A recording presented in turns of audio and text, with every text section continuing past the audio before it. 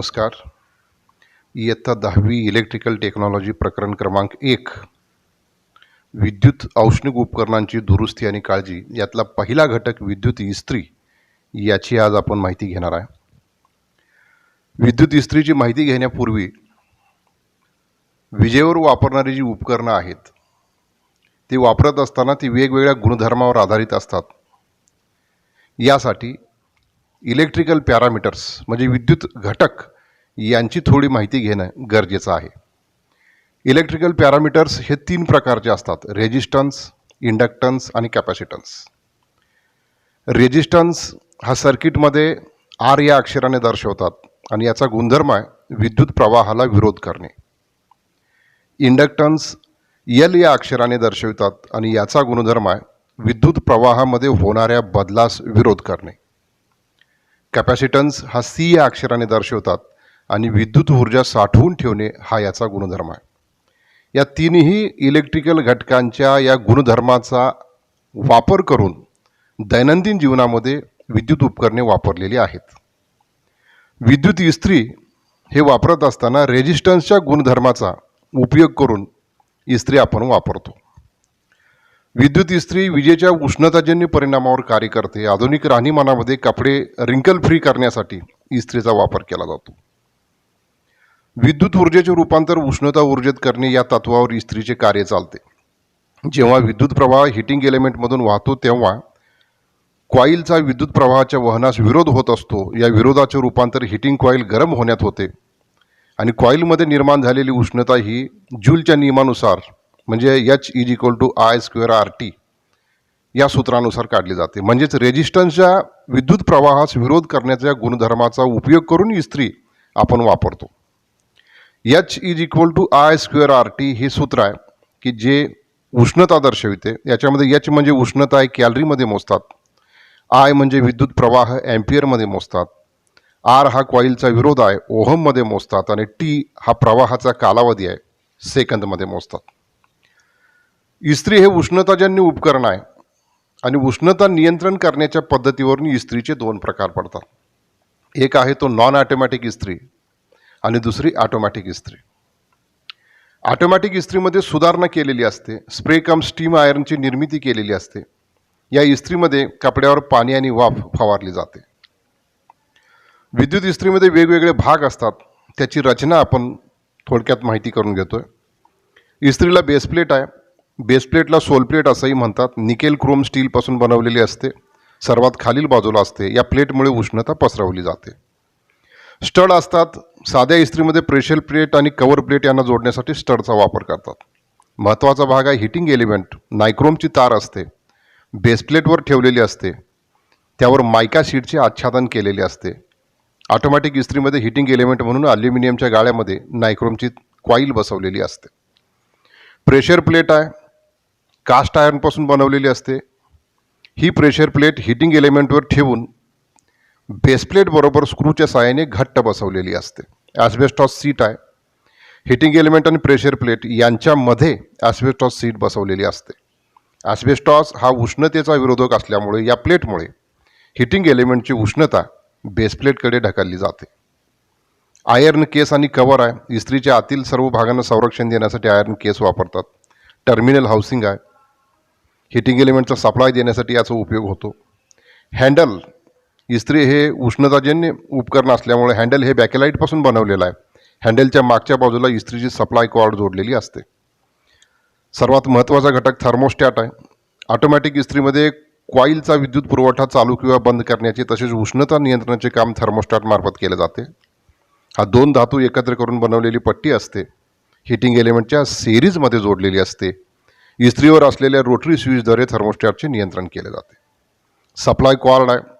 Supply कॉर्डला 3 core flexible cable असंही म्हणतात. Supply cord लवचिक असतो.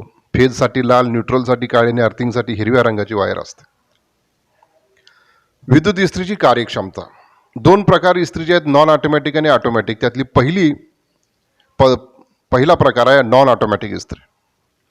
या प्रकारच्या इस्त्रीमध्ये आवश्यकतेनुसार उष्णतेचे नियंत्रण करण्यासाठी कोणतीही व्यवस्था नसते. आवश्यकतेपेक्षा जास्त तापमान वाढल्यास इस्त्रीचा स्विच बंद करावा लागतो. या इस्त्रीमुळे वीज वाया जाते. या इस्त्रीमध्ये तळाशी बेस प्लेट, त्यावर heating element, asbestos sheet, pressure plate, cover plate हे क्रमवार पद्धतीने जोडलेले असतात. इस्त्रीच्या हँडलमध्ये स्विच हा फेज वायरला जोडलेला असतो. स्विच ऑन करताच विद्युत प्रवाह वाहून हिटिंग एलिमेंटमध्ये उष्णता निर्माण होते. तयार झालेली उष्णता बेसप्लेटकडे वाहून बेसप्लेट गरम होते आणि कपड्यांना इस्त्री करण्याचे कार्य साध्य होते. दुसरा प्रकार आहे नॉन ऑटोमॅटिक इस्त्री. या प्रकारच्या इस्त्रीमध्ये आवश्यकतेनुसार उष्णतेचे नियंत्रण करण्याची व्यवस्था असल्याने स्विचच्या सहाय्याने वीज पुरवठा बंद करावा लागत नाही. यामुळे वीज वाया जात नाही. ऑटोमॅटिक इस्त्रीमध्ये baseplate, cover plate, handle, terminal housing, supply cord हे भाग असतात. स्विच ऑन केल्यानंतर विद्युत प्रवाह वाहून हिटिंग एलिमेंटमध्ये उष्णता निर्माण होते. तयार झालेली उष्णता बेसप्लेटकडे वाहून बेसप्लेट गरम होते. प्रमाणाबाहेर उष्णता निर्माण झाल्यास थर्मोस्टॅट स्विचमधील 2 धातूपासून बनवलेली पट्टी बेंड होते. सप्लाय बंद होतो. तापमान कमी झाल्यावर पट्टी पूर्ववत होऊन विद्युत मंडल पूर्ण होते. हिटिंग एलिमेंटचा विद्युत प्रवाह पुन्हा चालू होऊन पुन्हा उष्णता निर्माण होते. हिटिंग एलिमेंटमध्ये तापमान नियंत्रणासाठी टेम्परेचर कंट्रोल नॉबचा वापर करतात. ऑटोमॅटिक इस्त्री ही 450, 650, 750 या वॅटमध्ये उपलब्ध असते. ऑटोमॅटिक आणि नॉन ऑटोमॅटिक इस्त्रीचे कार्यपद्धती आपण बघितल्यानंतर इस्त्रीमध्ये काही दोष असतात. ते दोष का झाले याची कारणं आणि त्याच्यावरचे उपाय हे आपण बघतोय. पहिला दोष आहे विद्युत इस्त्री चालू होत नाही. त्याची कारणं असू शकतात. विद्युत पुरवठा बंद असेल, हिटिंग एलिमेंट ओपन असेल, लूज कनेक्शन असेल. इलेक्ट्रिकलमधील सर्वात मोठा फॉल्ट जर कुठला असेल तर तो लूज कनेक्शन, स्विच खराब झाला असेल. उपाय आहेत विद्युत पुरवठा चालू आहे का नाही हे तपासला पाहिजे. फ्यूज गेला असेल तर बदलावा. हिटिंग एलिमेंटची जोडणी करावी किंवा बदलावे. सर्व कनेक्शन घट्ट करावेत आणि स्विच बदलावा. दुसरा दोष आहे इस्त्रीला हात लावल्यास शॉक बसतो. त्याची कारणं असू शकतात. हिटिंग एलिमेंट बॉडीला स्पर्श करीत असेल, लाईव्ह वायर बॉडीला स्पर्श करीत असेल, इन्सुलेटिंग मटेरियल तुटले असेल किंवा खराब झाले असेल. उपाय आहेत योग्य त्या इन्सुलेशनचा उपयोग करून हिटिंग एलिमेंट बॉडीपासून इन्सुलेट करावे. बॉडीला चिकटलेली लाईव्ह वायर बॉडीपासून इन्सुलेट करावी. नवीन इन्सुलेटिंग मटेरियल वापरावे. तिसरा दोष आहे इस्त्री चालू केल्यानंतर फ्यूज जातो. त्याची कारणं असू शकतात. सप्लाय कॉर्ड शॉर्ट असेल, हिटिंग एलिमेंट बॉडीला स्पर्श करीत असेल, फ्यूज तार कमी प्रवाह क्षमतेची असेल.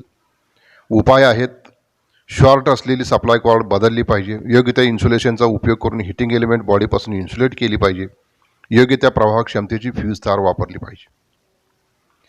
ऑटोमॅटिक इस्त्री खोलण्याची पद्धत आहे. ती क्रमवार पद्धत कशी असते. प्रथम कव्हर बॉडीवर असणारा टेम्परेचर कंट्रोल नॉब बाजूला काढावा. इस्त्रीच्या कव्हर प्लेटचे नट खोलून कव्हर प्लेट आणि हँडल स्वतंत्र करावेत. हिटिंग एलिमेंट आणि सप्लाय सॉकेट टर्मिनलला जोडलेली कनेक्शन वेगळी करावीत. थर्मोस्टॅट खोलून बाजूला ठेवावा. प्रेशर प्लेटवरील नट खोलून pressure plate, asbestos sheet, heating element आणि बेस प्लेट ही वेगळे करावे. ऑटोमॅटिक इस्त्री जोडण्याची क्रमवार पद्धत आहे. प्रथम कपड्याने स्वच्छ केलेल्या बेस प्लेटवर हिटिंग एलिमेंट ठेवून घ्यावे. प्रेशर प्लेटच्या वरील भागात थर्मोस्टॅट स्विच बसवून हिटिंग एलिमेंट, थर्मोस्टॅटची सप्लाय सॉकेट यांची जोडणी करावी. नटबोल्टच्या सहाय्याने कव्हर प्लेट, हँडल जोडून घ्यावेत. टेम्परेचर कंट्रोल नॉब जोडावा. पूर्ण जोडली झाल्यावर इस्त्रीचे कार्य तपासून पाहावे.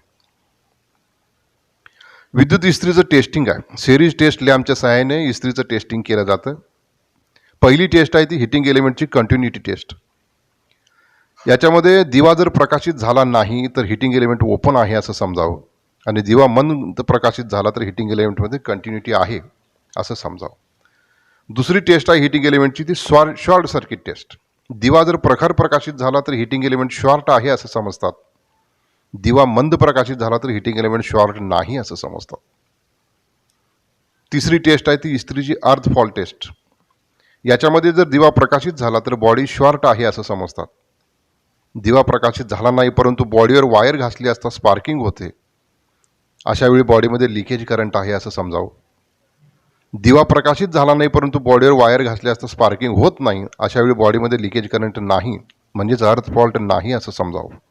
सिरीज टेस्ट लॅम्प वापरून या तिन्ही प्रकारच्या टेस्ट आपणास घेता येतात.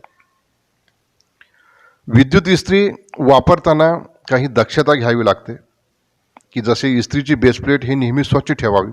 कारण बेसप्लेट हा कपड्याशी डायरेक्ट संपर्क येणारा घटक भाग असल्यानं ही स्वच्छ असणं गरजेचं आहे. इस्त्रीसाठी नेहमी 3 कोअर फ्लेक्झिबल केबल वापरावी. कपड्याच्या प्रकारानुसार थर्मोस्टॅटचं सेटिंग करावं. इस्त्रीवर द्रव पदार्थ पडू देऊ नये.